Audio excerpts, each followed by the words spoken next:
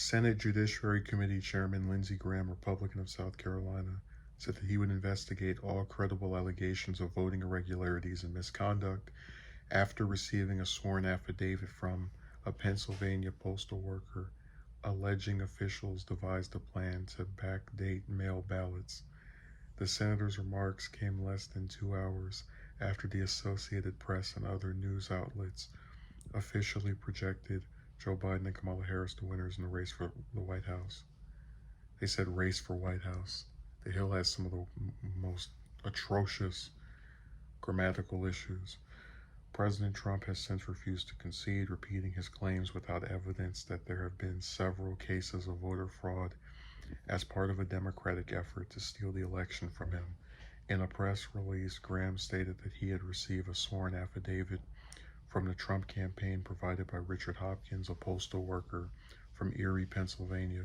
In the affidavit, Hopkins alleges that Erie postmaster Robert Weinzenbach told workers that he was backdating the postmarks on the ballots to make it appear as though the ballots had been collected on November 3rd, 2020, despite them in fact being collected on November 4th and possibly later. The Supreme Court ruled on Monday that the Keystone State could count mail-in ballots that are received as late as Friday of this week, as long as they were postmarked on November 3rd, Election Day.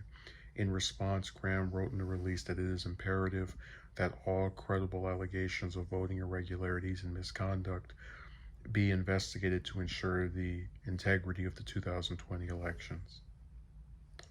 So, this is my first news story about Graham since he won re-election, which a lot of people actually convinced themselves he was going to lose. But like I said before, South Carolina is a red state.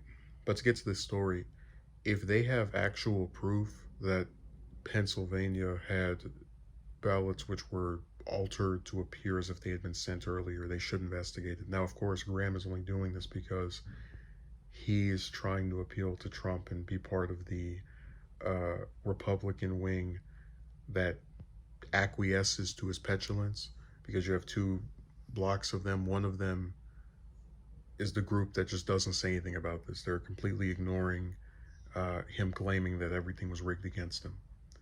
The other group are the ones like Graham who are going, yeah, there's something happened. They did something. So if he can find proof, he should present it. But again, it's I just think it's just him trying to jockey for Trump support in 2024, because all the Republicans' actions between now and then are just going to be attempts to look good for that year or some other election bid in the coming future.